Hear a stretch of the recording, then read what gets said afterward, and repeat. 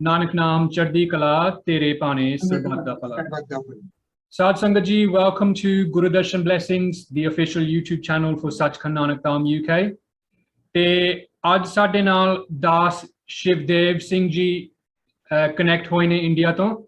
ਦਾਸ ਜੀ, ਆਪ ਜੀ ਦਾ ਸਵਾਗਤ ਹੈ। ਨਾਨਕ ਨਾਮ ਚੜ੍ਹਦੀ ਕਲਾ ਤੇਰੇ ਭਾਣੇ ਸਰਬੱਤ ਦਾ ਭਲਾ। ਦਾਸ ਜੀ, ਆਪ ਜੀ ਔਰ ਆਪ ਜੀ ਦਾ ਪਰਿਵਾਰ ਸਤਿਗੁਰੂ ਮਹਾਰਾਜ ਦਰਸ਼ਨਦਾਸ ਜੀ ਦੇ ਨਾਲ golden moments ਬਿਤਾਏ ਨੇ।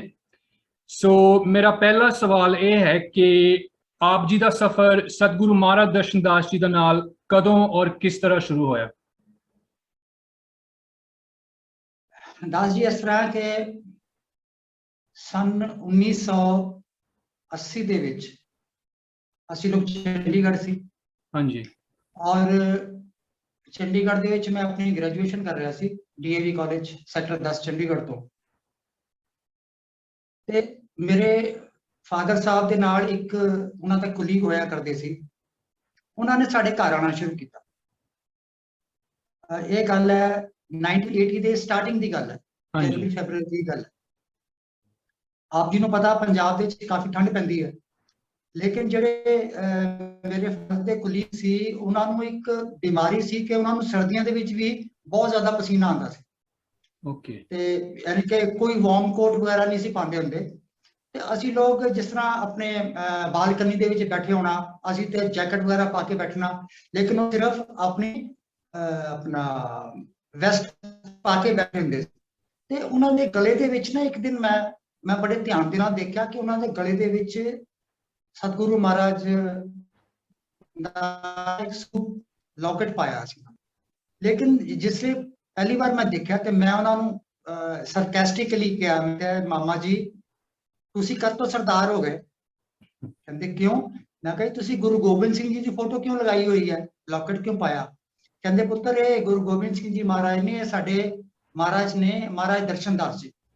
was very much astonished at that time। ਖੈਰ, ਲੇਕਿਨ ਉਹ ਜਿਹੜੇ ਪਹਿਲੇ ਦਰਸ਼ਨ ਸੀ ਮਹਾਰਾਜ ਦੇ, ਚਾਹੇ ਉਹ ਲੌਕਟ ਵਿੱਚ ਹੀ ਸੀ, ਇੱਕ ਨਾ ਮਨ ਦੇ ਵਿੱਚ ਇੱਕ ਇੱਛਾ ਜੀ ਜਾਗਰਿਤ ਹੋਈ। ਫਿਰ ਉਹਨਾਂ ਨੇ ਮਹਾਰਾਜ ਦੇ ਕੌਤਕਾਂ ਬਾਰੇ ਦੱਸਣਾ ਸ਼ੁਰੂ ਕੀਤਾ ਕਿ ਇਸ ਤਰ੍ਹਾਂ ਇਹ ਹੈ ਉਹ ਹੈ। At that time as you know family ਕਦੀ ਵੀ ਫਾਈਨੈਂਸ਼ੀਅਲੀ ਸਾਊਂਡ ਨਹੀਂ ਰਹੀ। ਹਮੇਸ਼ਾ ਕੁਛ ਨਾ ਕੁਛ ਸਾਡੇ ਅੜਚਣਾਂ ਆਉਂਦੀਆਂ ਸੀ। ਤੇ ਅਸੀਂ ਬੱਚੇ ਸੀ। I was only I think 21 or 22 years old at the time। Okay. ਤੇ ਫਾਦਰ ਮੇਰੇ ਨੂੰ ਲੈ ਕੇ ਜਿਹੜੇ ਉਹਨਾਂ ਦੇ ਕੁਲੀਗ ਸੀ ਉਹ ਮਹਾਰਾਜ ਨੂੰ ਮਿਲਣ ਵਾਸਤੇ ਗਏ। ਹਾਂਜੀ। ਤੇ ਐਂਡ ਵੀ ਵਰ ਐਂਕਸ਼ੀਅਸਲੀ father when he came back ਤੇ ਉਹਨਾਂ ਨੇ ਮਹਾਰਾਜ ਦੇ ਯਾਨੀ ਕਿ ਸਮਝ ਲਓ ਕਿ ਨਾ he was overwhelming ਮਹਾਰਾਜ ਦੇ ਗੁਣਗਾਨ ਕਰ ਰਹੇ ਸੀ। And I was very much shocked at that time। ਲੇਕਿਨ ਮੈਨੂੰ ਇੱਕ ਚੀਜ਼ ਯਾਦ ਆਈ ਕਿਉਂਕਿ ਮੇਰੇ ਫਾਦਰ ਜੀ ਨੂੰ ਬਾਈਬਲ ਦੀ ਕਾਫੀ ਜ਼ਿਆਦਾ ਨੌਲੇਜ ਸੀ ਔਰ ਬਾਈਬਲ ਦੇ ਉੱਤੇ ਕਾਫੀ ਉਹਨਾਂ ਨੇ ਰਿਸਰਚ ਕੀਤੀ ਸੀ। ਉਹ ਇੱਕ ਚੀਜ਼ ਕਹਿੰਦੇ ਹੁੰਦੇ ਸੀ, ਕਹਿੰਦੇ ਕਿ ਪੂਰਨ ਸਤਿਗੁਰੂ ਦੀ ਕੀ ਨਿਸ਼ਾਨੀ? ਪੂਰਨ ਸਤਿਗੁਰੂ ਦੀ ਨਿਸ਼ਾਨੀ ਇਹ ਹੈ ਜਿਹਦੇ ਕੋਲ ਇੱਕ ਵਾਰ ਜਾਣ ਦੇ ਨਾਲ ਹੀ ਤੁਹਾਡਾ ਔਰਾ ਹੀ ਚੇਂਜ ਹੋ ਜਾਏ। ਠੀਕ ਹੈ, ਤੁਹਾਡੇ ਵਿਚਾਰ ਚੇਂਜ ਹੋ ਜਾਣ। ਅਗਰ ਤੁਹਾਨੂੰ ਇਹ ਚੇਂਜ ਕਰਨ ਦੇ ਵਾਸਤੇ ਬਾਰ-ਬਾਰ ਜਾਣਾ ਪੈਂਦਾ ਤੇ ਉਹ ਪੂਰਨ ਨਹੀਂ ਹੋ ਸਕਦਾ। ਤੇ ਮੇਰੇ ਮਨ ਦੇ ਵਿੱਚ ਇਹ ਵਿਚਾਰ ਆਇਆ ਕਿ ਅਗਰ ਮੇਰੇ ਫਾਦਰ ਜੈਸਾ ਆਦਮੀ ਜੋ ਕਿਸੇ ਸੰਤ ਮਹਾਤਮਾ ਨੂੰ ਨਹੀਂ ਮੰਨਦਾ, ਕਿਉਂਕਿ ਮੇਰੇ ਮਦਰ ਬਹੁਤ ਜ਼ਿਆਦਾ ਜਿਹਨੂੰ ਕਹਿੰਦੇ ਨੇ ਰਿਲੀਜੀਅਸ ਟਾਈਪ, ਜਿਹੜੇ ਵੀ ਜਿੱਥੇ ਵੀ ਸੰਤ ਮਹਾਤਮਾ ਨੇ ਆਉਣਾ, ਕਿਤੇ ਸਾਧੂ ਮਹਾਰਾਜ ਨੇ ਆਉਣਾ, ਉੱਥੇ ਆ ਕੇ ਮੱਥਾ ਟੇਕਣਾ। ਤੇ ਮੈਂ ਸੋਚਦਾ ਸੀ ਕਿ ਚਲੋ ਮਦਰ ਤਾਂ ਮੇਰੀ ਠੀਕ ਹੈ, ਲੇਕਿਨ ਫਾਦਰ ਪੜ੍ਹੇ ਲਿਖੇ ਨੇ ਔਰ ਜ਼ਿਆਦਾ ਕਿਸੇ ਨੂੰ ਮੰਨਦੇ ਵੀ ਨਹੀਂ। ਅਗਰ ਇਸ ਤਰ੍ਹਾਂ ਦਾ ਬੰਦਾ ਪਹਿਲੀ ਵਾਰ ਹੀ ਚੇਂਜ ਹੋ ਗਿਆ, ਇਹਦਾ ਮਤਲਬ ਕਿ ਕੋਈ ਨਾ ਕੋਈ ਤਾਕਤ ਜ਼ਰੂਰ ਹੈ। ਤੇ ਮੇਰੇ ਮਨ ਦੇ ਵਿੱਚ ਨਾ ਇੱਕ ਇੱਛਾ ਜ਼ਾਹਿਰ ਹੋਈ ਕਿ ਮੈਂ ਵੀ ਉਹਨਾਂ ਨੂੰ ਜ਼ਰੂਰ ਮਿਲਣਾ ਚਾਹੁੰਦਾ। ਤੇ ਉਹ ਭਾਗਾਂ ਭਰਿਆ ਦਿਨ ਆਇਆ। ਮੈਨੂੰ ਯਾਦ ਹੈ ਕਿ 20 ਫਰਵਰੀ 1980 ਮੈਂ, ਮੇਰੇ ਫਾਦਰ ਔਰ ਉਹਨਾਂ ਦੇ ਕੁਲੀਗ ਅਸੀਂ ਦਰਬਾਰ ਗਏ, ਬਟਾਲਾ ਸਾਹਿਬ, ਬਟਾਲਾ ਦਰਬਾਰ। ਉਸਦੇ ਬਹੁਤ ਛੋਟਾ ਜਿਹਾ ਦਰਬਾਰ ਹੁੰਦਾ ਸੀ, ਹੁਣ ਤਾਂ ਖੈਰ बहुत बड़ा दरबार बन गया। सिर्फ जिथे महाराज का स्थान बनया होया तो उही जगह होंदी सी, यानी कि जिस तरह गेट के अंदर बड़े अगे बिच थोड़ा बरांडा होंदा सी, लैफ्ट हैंड साइड उत्ते नलका लग्या होंदा सी, नाल अगे सामने लंगर घर बनया होंदा सी, नाल ही धूना लग्या सी लैफ्ट हैंड साइड के उत्ते, है ना, अंदर जाके इस तरह बनया सी। ते मैं जिसले उत्थे गया ते जिसले मैं महाराज जिसले धूने ते बैठे हुए सी, महाराज धूने ते बैठे हुए सी, अंदर जगह वगैरह नहीं सी, तो मैं बिल्कुल ड्योड़ी के उत्ते बैठ गया ते मैं महाराज के दर्शन किए, मैं सिर लाया ते महाराज ने मेरे वाल इस तरह टेढ़ी नजर करके देखा। मेरे मन च विचार चलता पाया, मैंने कहा यार ये तो बड़ा यंग जिहा बच्चा है, यंग जिहा मुंडा है, ये बाबा किस तरह हो सकता है, ठीक है। और महाराज का स्वरूप तो पता ही है, महाराज के फेस के जलाल जो उन्होंने एक जिन कहते ना ऑरा इन्ना जबरदस्त सीगा कि आई वाज मैस्मराइज्ड। हाँ जी, मैस्मराइज्ड। खैर उस तो बाद वो फादर के नाल गल्लां बातां करन लग पे ते मैं देखा मेरा कोई काम नहीं है, मैं निकल के दरबार तो बाहर आके ते जिस तरह आप दरबार तो बाहर निकलिए उस पुराने वाले दरबार तो राइट हैंड साइड में मेन सड़क है जिहड़ा हाई अपना बाईपास है, तो ਉਹਦੇ ਨਾਲ ही अंदर एक पिछले पासे बंबी सीगी, तो मैं दरखत के थल्ले खड़ा हो गया। हल्की हल्की सर्दी सी क्योंकि इन्नी ज्यादा सर्दी भी नहीं थी, मैं दरखत के थल्ले खड़ा हो गया। लेकिन आई डिड नॉट नो कि महाराज जी पता नहीं किहड़े वेले पिछले पासे टॉयलेट बनी हुई थी, पिछले पासे टॉयलेट गए हुए थे। मैं बड़े आराम नाल उत्ते खलोता यानी कि बेरी का दरखत सीगा, बेरी थल्ले खलोता ते महाराज जी एकदम मेरे ना एक बंदा शायद ब्रिज भाजी सी या बिल्ला भाजी सीगे, वो भज के ना तौलिया लेके गए। मैं ये की हो गया, फिर मैं हल्का जिहा पीछे मुड़ के देखा कि महाराज जी हाथ में ना तौलिया करके ना अपना इतना हाथ धो के मारे आगे, ते मैं एकदम सिर नीचे किया ते महाराज ना इस तरह जाते जाते मैंने इस तरह एक बड़ा टेढ़ी नजर के नाल देख के मैं निकल गया। हाँ जी, वो टेढ़ी नजर वो ऐसी सी कि वो साडे हड्डां च वड़ गई, जिहड़ी ना इस जिंदगी च नहीं निकल सकती, ठीक है। उस तो बाद शाम का टाइम सी, मैं और फादर दोवें क्योंकि ਜਿਹੜੇ ਉਹਨਾਂ ਦੇ ਕੁਲੀਗ ਸੀ ਉੱਥੇ ਰਹਿ ਕੇ ਬਟਾਲਾ, ਕਹਿੰਦੇ ਮੈਂ ਉਹਨਾਂ ਦੇ ਘਰ ਕਪੂਰਥਲੇ ਸੀਗਾ, ਕਹਿੰਦੇ ਮੈਂ ਇੱਥੋਂ ਚਲਾ ਜਾਵਾਂਗਾ, ਮੈਂ ਰਾਤੀ ਇੱਥੇ ਰੁਕਾਂਗਾ। ਮੈਂ ਔਰ ਫਾਦਰ ਜਿਹੜੀ ਬਾਈਪਾਸ ਵਾਲੀ ਰੋਡ ਸੀ ਉਹਦੇ ਤੇ ਪੈਦਲ ਅਸੀਂ ਪੈਦਲ ਜਾ ਰਹੇ ਹਾਂ।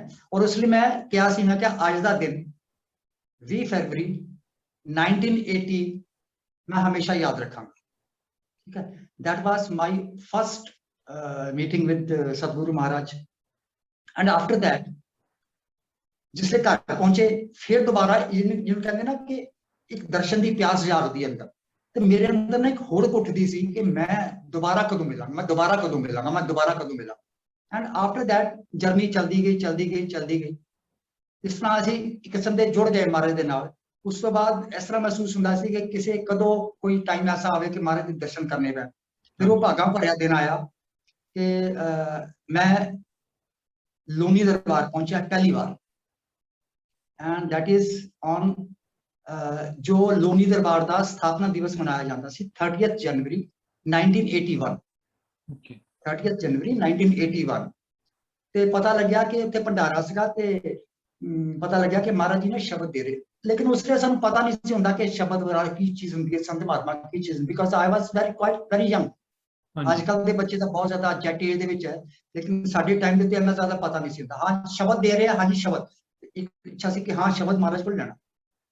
अच्छा, लेकिन ये शब्द लैन तो पहला थोड़ा जिहा मैं आइडिया यानी कि जिथों बहुत ज्यादा जिन कहंदे ना फेथ बहुत ज्यादा महाराज दे विच बदलना शुरू होया।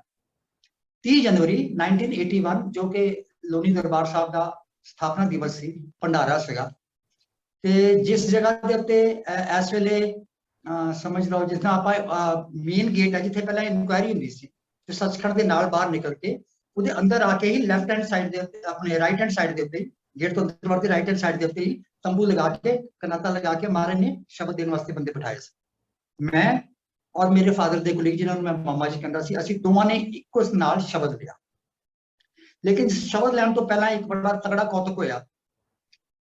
महाराज ने ऐलान किया कि जेड़े जी पहला शब्द लै चुके ने किसी भी गुरु महाराज तो शब्द लिया वो खड़े हो जाए। कोई भी खड़ा नहीं होया। महाराज ने कहा हाँ भी तू चल, हाँ भी तू चल, इशारा कर करके था तू भी चल।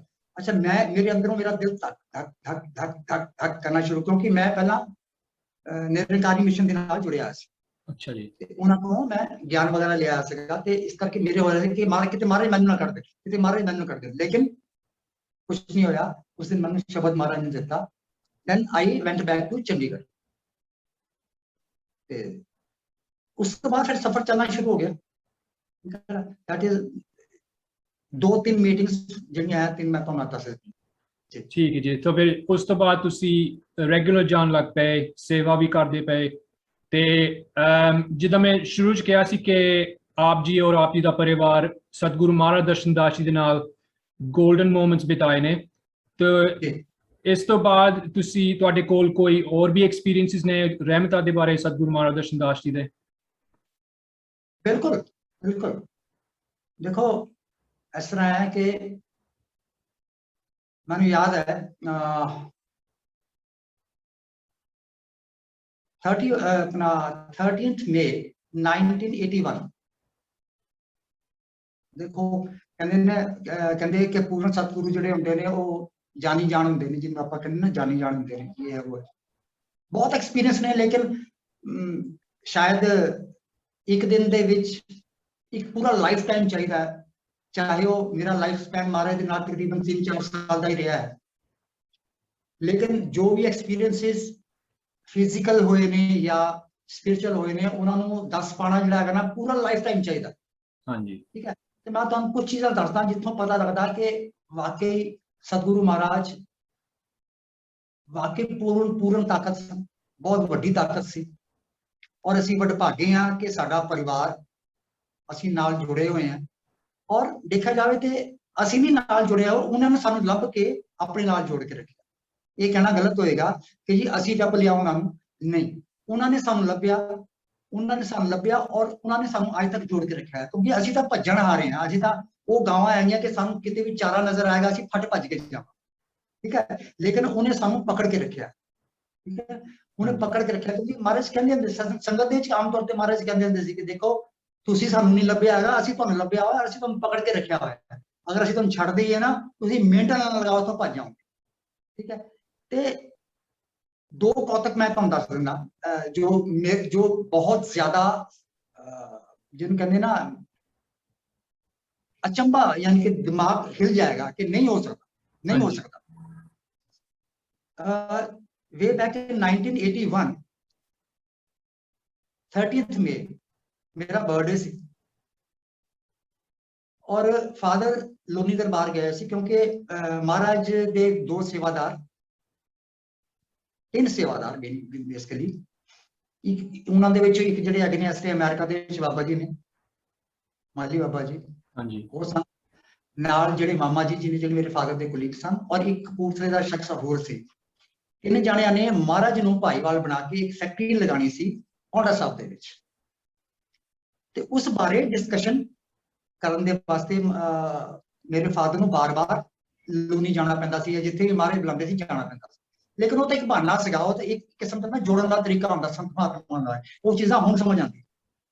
ਤੇ ਫਾਦਰ ਗਏ ਸੀ ਤੇ ਬਟਾਲੇ ਆਪਣਾ ਲੋਨੀ ਦਰਬਾਰ ਗਏ ਸੀ। ਤੇ ਮੈਨੂੰ ਯਾਦ ਆ ਜਿਸ ਦਿਨ ਮੈਂ ਲੋਨੀ ਦਰਬਾਰ ਸੀਗਾ, ਉੱਥੇ ਨਾ ਮਹਾਰਾਜ ਜੀ ਨੇ ਚੰਨੀ ਭਾਜੀ ਦਾ, ਜਿਹਨੂੰ ਨਾ ਗੁਰਦੇਵ ਤ੍ਰਿਲੋਚਨ ਮਹਾਰਾਜ ਜੀ ਚਾਚਾ ਜੀ ਕਹਿੰਦੇ ਨੇ, ਚੰਨੀ ਭਾਜੀ, ਹਾਂਜੀ, ਉਹਨਾਂ ਦਾ ਬਰਥਡੇ ਮਨਾਇਆ ਮਹਾਰਾਜ ਨੇ, ਔਰ ਬੜਾ ਜ਼ਬਰਦਸਤ ਬਰਥਡੇ ਮਨਾਇਆ ਉੱਥੇ ਨਾ। ਤੇ ਮੇਰੇ ਮਨ ਦੇ ਵਿੱਚ ਆਇਆ, ਅੱਛਾ ਉਸ ਦਿਨ ਮੇਰਾ ਬਰਥਡੇ ਸੀ, ਤੇ ਮੇਰੇ ਮਨ ਦੇ ਵਿੱਚ ਨਾ ਵਿਚਾਰ, ਕਹਿੰਦੇ ਨਾ ਬਚਪਨਾ ਵੀ ਸੀ ਉਸ ਲਈ, ਔਰ ਇੰਨਾ ਜ਼ਿਆਦਾ ਸੰਤ ਮਤ ਦੇ ਬਾਰੇ ਔਰ ਅਧਿਆਤਮ ਬਾਰੇ ਪਤਾ ਵੀ ਨਹੀਂ ਸੀ।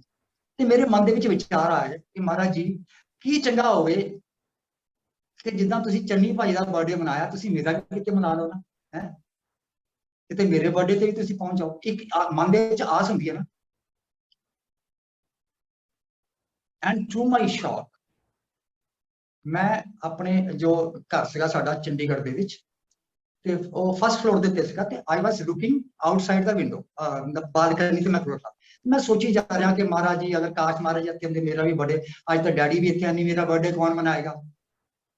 ਮੈਂ ਸੋਚਦੇ ਸੋਚਦੇ ਇੱਕਦਮ ਪਿੱਛੇ ਮੁੜਿਆ, ਐਂਡ ਆਈ ਵਾਸ ਸ਼ੌਕਡ ਕਿ ਮਹਾਰਾਜ ਜੀ ਦਰਵਾਜ਼ੇ ਦੇ ਵਿੱਚ ਖਲੋਤੇ, ਇਸ ਤਰ੍ਹਾਂ ਨਾ ਦਰਵਾਜ਼ਾ ਪਕੜ ਕੇ ਐਸਾ ਕੀਤਾ।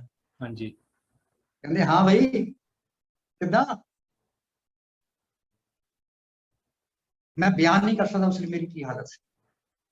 उसलिए महाराज जी ने फिर बैठे गल्ला बातां कीतियां, बर्थडे मनाया ते गल्लां बातां पढ़ियां हुई। उसलिए मैं महाराज नूं बेनती की कि महाराज जी बेनती है कि आप जी लोनी दरबार तो कभी बटाले जाते हो, संगत भुगताते हो, संगत के दुख दूर करते हो, ते चंडीगढ़ के भी बहुत दुखी लोग ने, ते आप जी कृपा मेहर करो, आप जी भी ना 1-2 दिन इत्थे चंडीगढ़ देना शुरू कर दो। यानी कि मन के सिर्फ यही विचार थी कि चलो संगत भुगतान के तौर पर महाराज के 2 महीने 2 बारी दर्शन तो हो जाएंगे।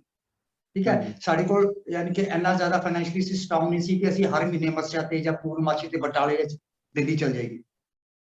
मन दे इच्छा सी, लेकिन महाराज ने उसलिए मन कहने लगे, कहते अच्छा पुत्र की करेगा?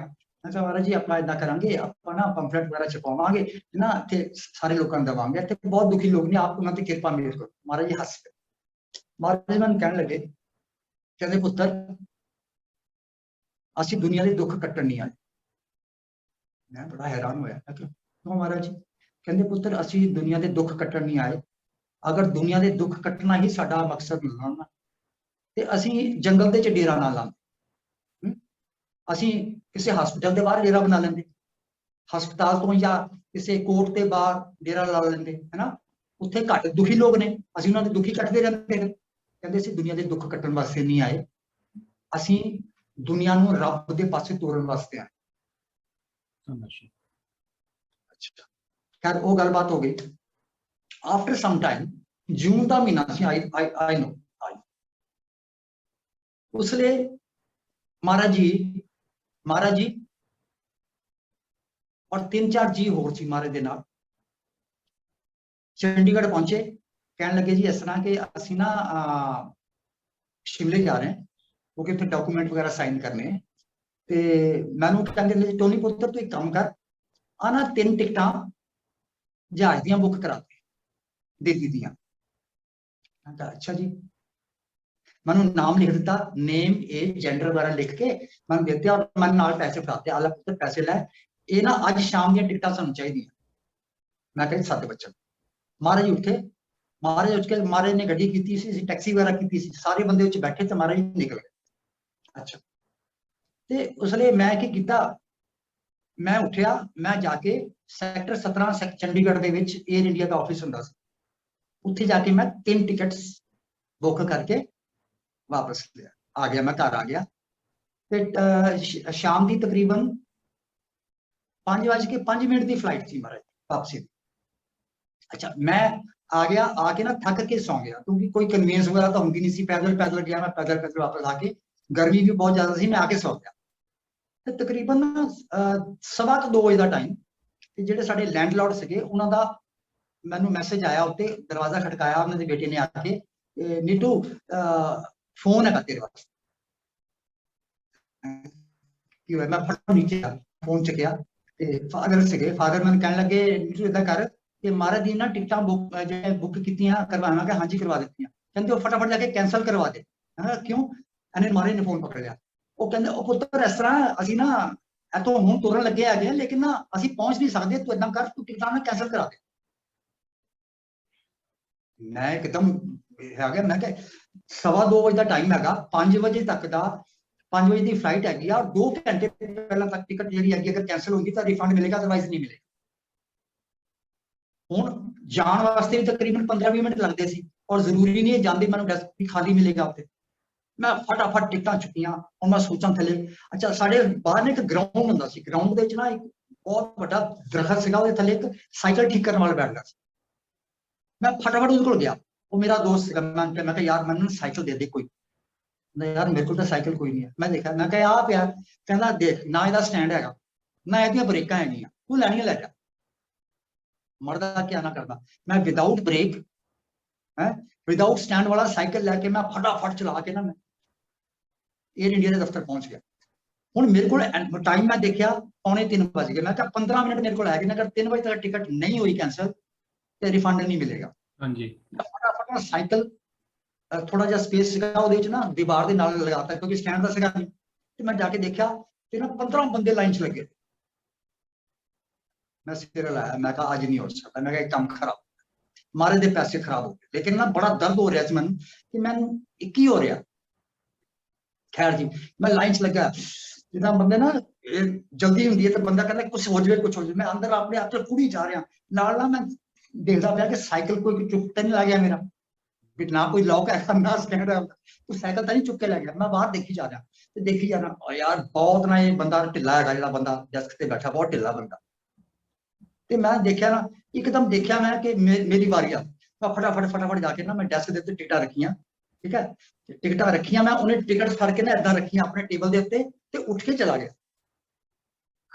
ये हो गया, मैं कहा हुणे चल, कहना सॉरी मैं टॉयलेट आ गया। मैं फिर हिली जा रहा, मैं एकदम मैं पीछे देखा तो दरवाजे के उत्ते ना, क्योंकि मैनू नहीं पता देर क्यों हो रही है, ठीक है ना, हाले मैनू नहीं पता, एक सिचुएशन चल रही है। मैं एकदम अपनी साइकिल पर नजर देखी तो मेरे मदर बाहर खलोते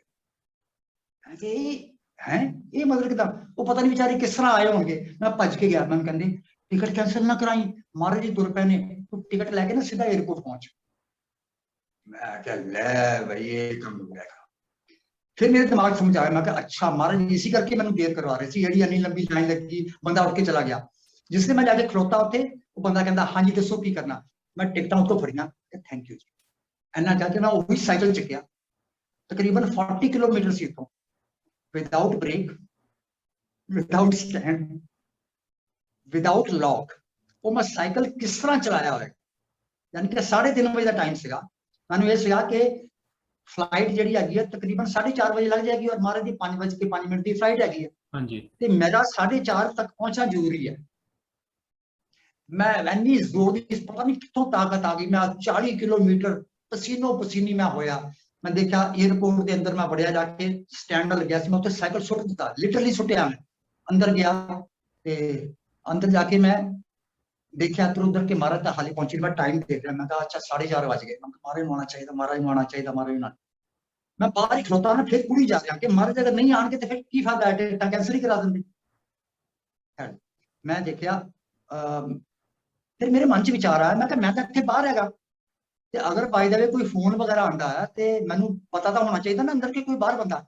मैं काउंटर ते गया उन्होंने, काउंटर जाके मैं उन्होंने कहा, मैं कहा इस तरह मेरा नाम ये हैगा ते साढ़े 3 फ्लाइट के बंदे यानी कि आ रहे ने और रस्ते च ने, अगर बाय द वे कोई फोन आवे तो मेरा नाम ये है, मैं बाहर हैगा। हाँ जी, मेरे मन च एकदम आया, मैं पूछा, मैं हाँ जी फ्लाइट हाले लगी नहीं, कहते फ्लाइट 1 घंटा लेट है। रिलीफ, मैं बाहर आया आराम नाल खलोता रहा। एग्जैक्ट 5:25 के उत्ते देखा मैं एक कार जिस तरह ना ब्रेकां फेल हो गई, मेरे अगे ब्रेक मारी, फटाफट फटाफट ना निकले बाहर, सारे बंदे बाहर निकले बंदे ते मारे निकलते मैं कहते वो किदा भाई टोनी की हाल चाल है, की बनया। मैं कहा महाराज फ्लाइट 1 घंटा लेट है। महाराज जोर दी हसे, जोर दी हस के मैं गले लगाया और मेरे हाथ देते ना जिस ये ताली ना ये वाला किया। उस बाद अंदर ले गए, चलो चलो चलो चलो चलो चलो कॉफी पीने अंदर के कॉफी वगैरह की, कॉफी पी के महाराज जी फ्लाइट चले गए। असी मैं मेरे फादर ते वो जो टैक्सी वाला सी बेचारा वो भी बैठे। मैं उनके मैं कहा डैडी देखो मेरे को हम साइकिल से चलनी नहीं, क्योंकि मेरे ना बहुत बुरी हालत हो चुकी है। कहते कोई गल, मुंडा कहता साइकिल रखो जी उत्ते, तुसी अंबैसडर कार सी, मैं साइकिल ऊपर रखी बह के जा रहे। रस्ते च मेरे फादर ने मैं दसिया कि जिस वेले तकरीबन 2 अपने कहते 2:15 बजे से तुरे, जिस तेन फोन करके तुर पे सी इथों, फोन करने तो बाद जिसले कहते असं अद्धे रस्ते पहुंचे ना तो मैं टाइम देखा, मैं महाराज ने कहा, मैं कहा महाराज जी फ्लाइट मिस हो जाए। कहते महाराज ने इदा मेरे वाल देखा, कहते राणा साहब चिंता क्यों करते हो, फ्लाइट सानू लै के ना जा सकती है।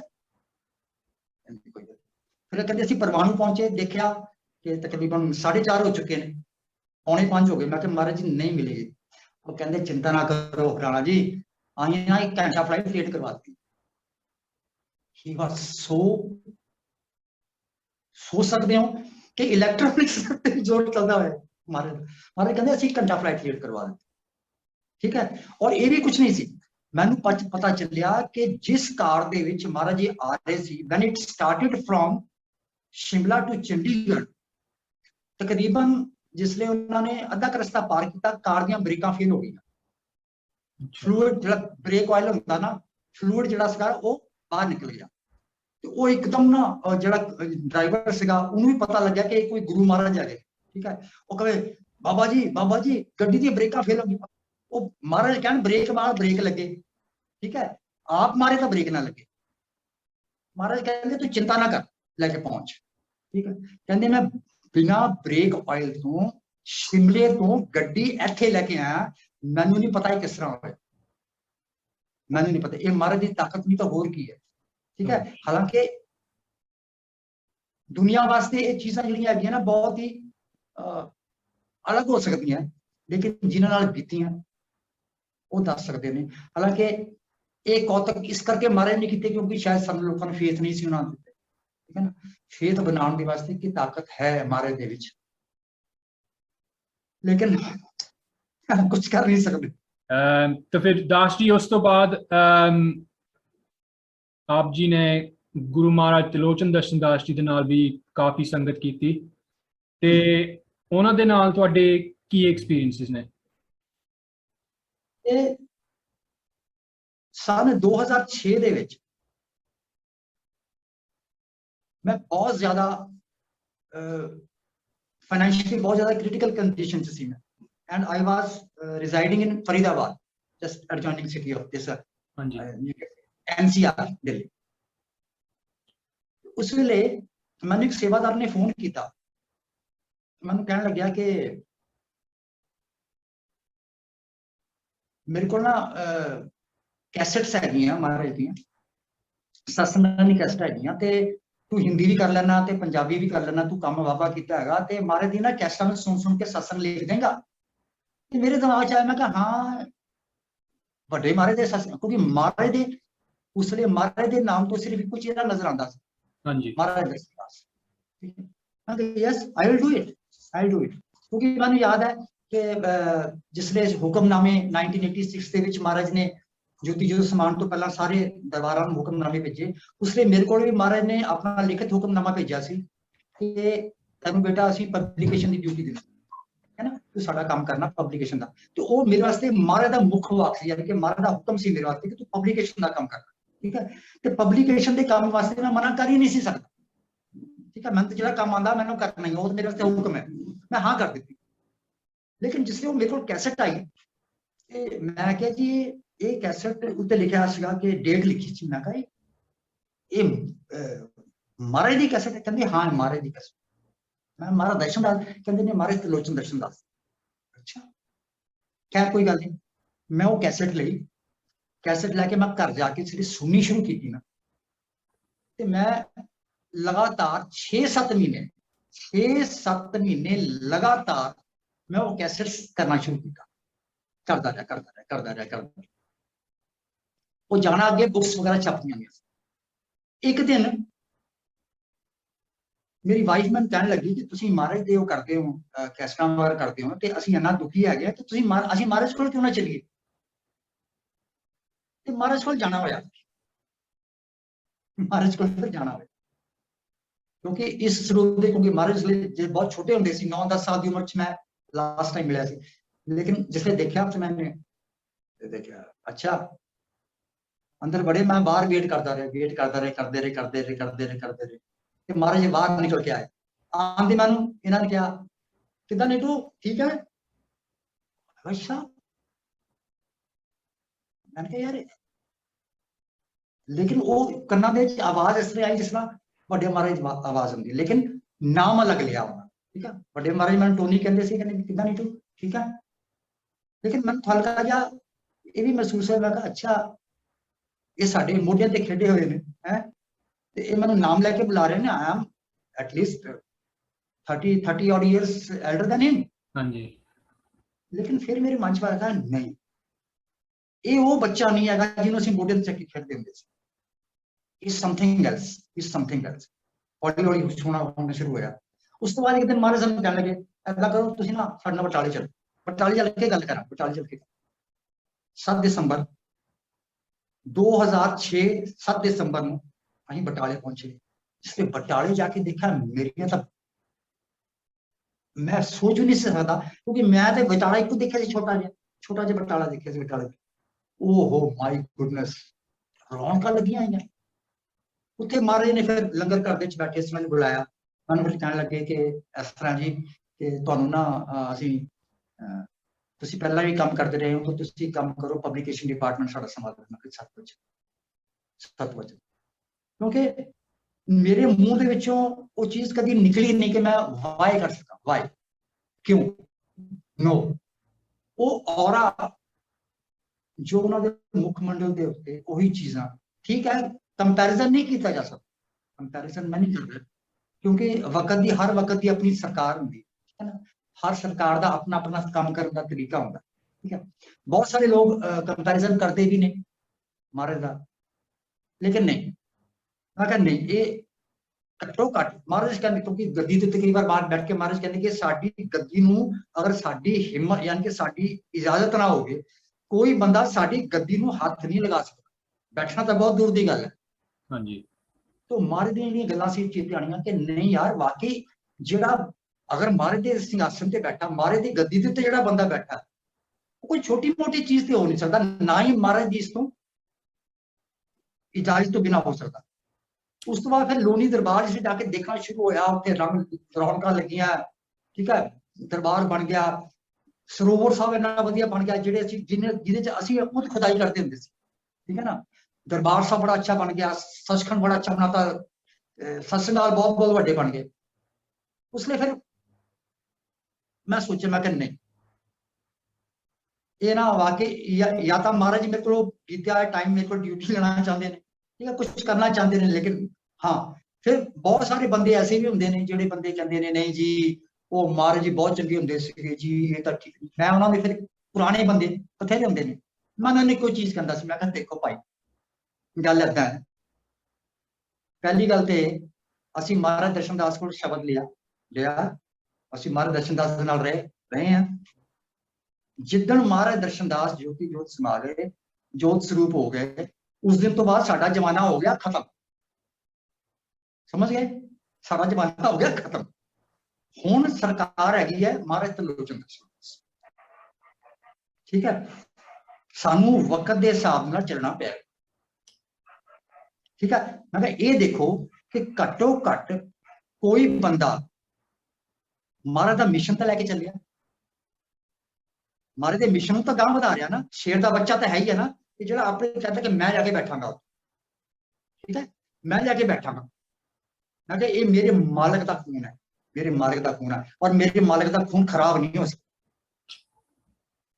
मेरे मालिक का खून खराब, और सब तो बड़ी गल कि मेरे मालिक का मिशन लेके चल रहे हैं, इस तो बड़ी गल कोई हो ही नहीं सकती। From that point of time I surrendered my self कि ठीक है शरीर अलग है, स्वरूप अलग है, लेकिन ताकत तो हुई है ना, पिछे तो महाराज दर्शनदास ही है ना, तो जे उन्हें ड्यूटी लैनी है जिन्नी लैनी है उन्हें ले लेनी, ठीक है।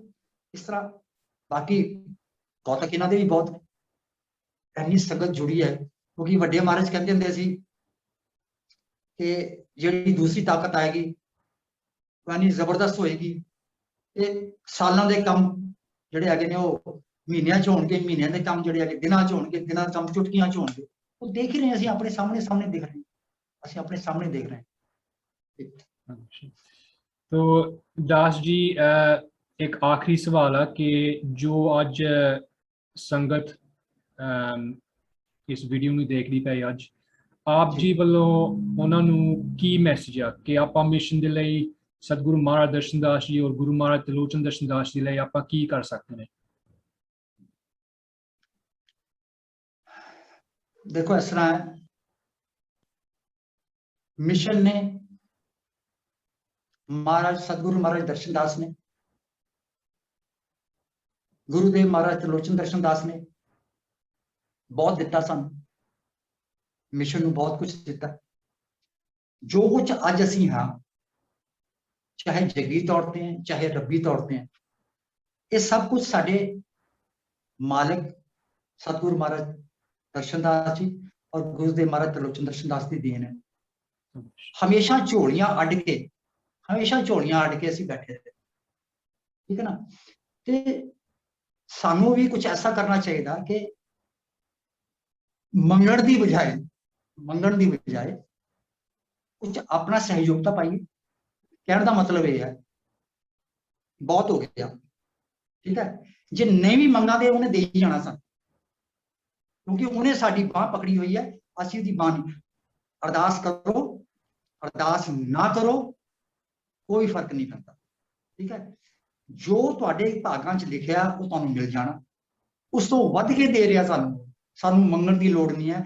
ਇਸ ਲਈ ਸਮਾਂ ਇਹ ਹੈ ਕਿ ਜੋ ਮਹਾਰਾਜ ਦਰਸ਼ਨ ਦਾਸ ਨੇ ਆਪਣੇ ਜੀਵਨ ਦੇ ਵਿੱਚ ਦਾਸ ਧਰਮ ਦੇ ਬਾਰੇ, ਕਿ ਦਾਸ ਧਰਮ ਇੱਕ ਐਸਾ ਦਰਖਤ ਬਣੇਗਾ ਜਿਹਦੇ ਥੱਲੇ ਆ ਕੇ ਹਰ ਥੱਕਿਆ ਟੁੱਟਿਆ ਮੁਸਾਫਿਰ ਆ ਕੇ ਆਰਾਮ ਕਰੇਗਾ, ਹਰ ਧਰਮ ਦੇ ਲੋਕ ਇੱਥੇ ਆਉਣਗੇ, ਠੀਕ ਹੈ ਨਾ।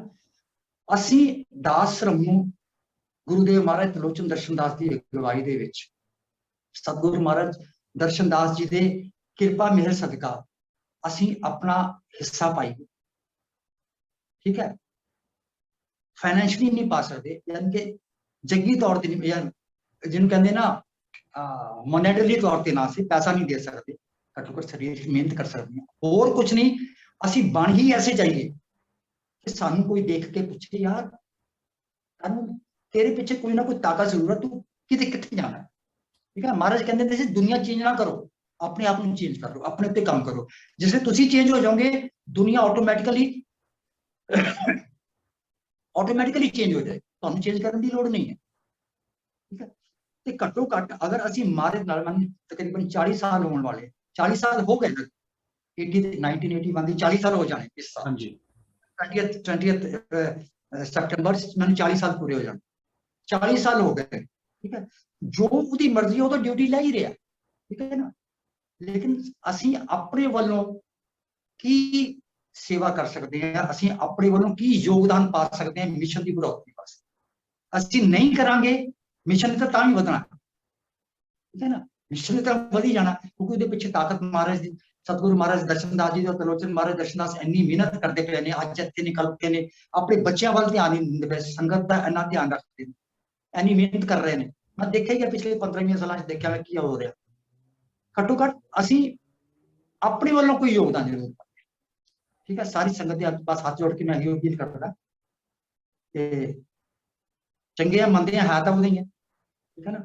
ਲੇਕਿਨ ਮੰਗਤੇਪਣ ਤੋਂ ਬਾਹਰ ਨਿਕਲੀਏ ਥੋੜਾ ਜਿਹਾ, ਠੀਕ ਹੈ। ਮੰਗਤੇਪਣ ਤੋਂ ਬਾਹਰ ਨਿਕਲੀਏ, ਨਾਮ ਸਿਮਰਨ ਦੀ ਕਮਾਈ ਕਰੀਏ, ਜੋ ਮਹਾਰਾਜ ਨੇ ਸਾਨੂੰ ਸ਼ਬਦ ਦਿੱਤਾ ਹੈ ਉਹਦੀ ਕਮਾਈ ਕਰੀਏ, ਔਰ ਲੋਕ ਭਲਾਈ ਦੇ ਵਿੱਚ ਜੋ ਕਿ ਸਾਡਾ ਮਿਸ਼ਨ ਹੈ ਲੋਕ ਭਲਾਈ ਦਾ, ਜਿਸ ਤਰ੍ਹਾਂ ਮਹਾਰਾਜ ਨੇ ਆਪਣੀ ਬਾਣੀ 'ਚ ਵੀ ਕਿਹਾ ਹਮ ਕਰਨੇ ਆਏ ਲੋਕ ਭਲਾਈ,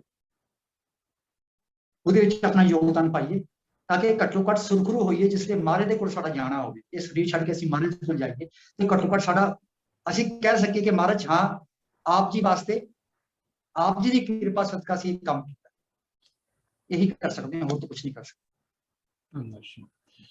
Das ji thank you very much. आप जी जो अपना कीमती समा कट के साडे नाल अज कनैक्ट होने करके काफ़ी समा इंडिया दे विच होया